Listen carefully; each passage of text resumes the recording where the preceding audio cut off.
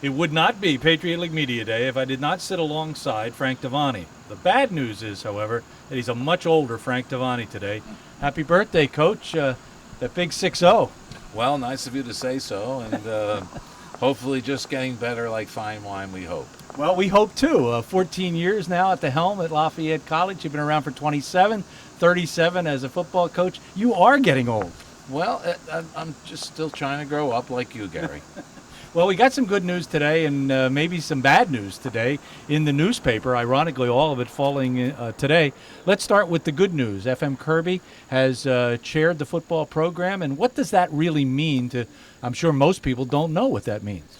Well, it's certainly it's an honor, certainly, to Fred's legacy and all the support and dedication and love for both Lafayette and the football program, obviously. Financially impacts on our program. That's an endowed fund that, helps toward my salary, and then those monies are utilized in a very positive way, both within the program and the department. Well, that's all very, very good news, and certainly thanks to the FM Kirby family and the foundation for doing that for Lafayette College. The bad news we saw today in the paper, Jamel Smith will not be back, the Rookie of the Year last year in the Patriot League, and I'd like to see that you're still maintaining the high standards that Frank Tavani has always maintained in the program. Well, Gary, so many times, and maybe because I'm getting older, people are asking me, about managing young people, and really, my main job as a head football coach is managing the lives in total of these young people, and there's 90 of them, and they're 18 to 22 years of age, and they make mistakes, they make some poor decisions. Unfortunately, as I try to tell them all the time, you make decisions and choose the action.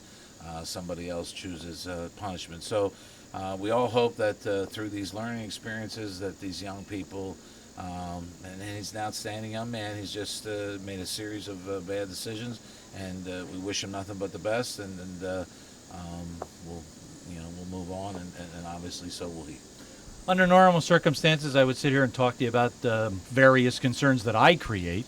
I'd rather talk about the concerns that you are concerned about in terms of the football team and what you've looked at now over the summer, and where you need to get better, where you think you're strong, and some of the effects of having scholarship players on campus this year.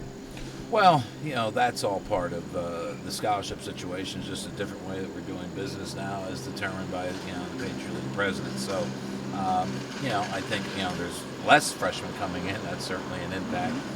The concerns I have at this point, we've had some injuries, and not unexpected. It happens, and it always happens at one spot. But we've had a few more than normal in the offensive line. So.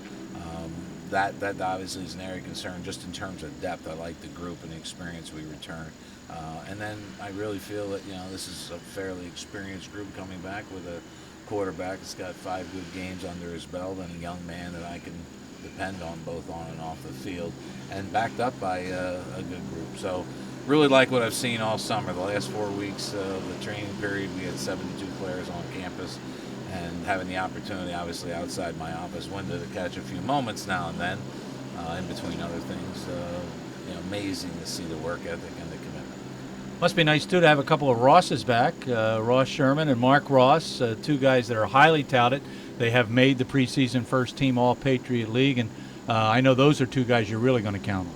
Well, there's no doubt. They're difference makers, as I call them, on offense. They're both capable of making that big play at any given moment and breaking a game open and giving you that impact. They're both mature players now, have had experience, and certainly outstanding young men, both of them. Do you like the schedule in terms of the fact that you'll play 4 non-conference games before getting ready to play in the Patriot League? So it'll be almost 5 weeks of football prior to starting the Patriot League action. I haven't really looked at it that way, Gary, but now that you mention it, I mean, I know we play 3 games, then we have a bye, and then I think we go to, I think it's Bucknell, so it's 3 games before we get in the league, and then the rest of the group at the back end of the schedule. But we take it 1 game at a time. Right now it's Sacred Heart. There's a countdown clock, as you know, in our locker room. That tells us every hour, every minute, every second how much closer we're getting to that, and it's running fast. Besides being a week older, a week from today, where will Frank Tavani be 1 week from today with his football team? Well, we'll be welcoming the freshmen and their parents in and getting them acclimated. We actually take an extra day and have the upperclassmen come the next day on Thursday, and then we're really looking forward to this Friday, a week from this Friday, at the first full team practice. Coach, happy birthday. Thank you. We'll be seeing him very, very shortly on the sideline. Today, it's Patriot League Media Day.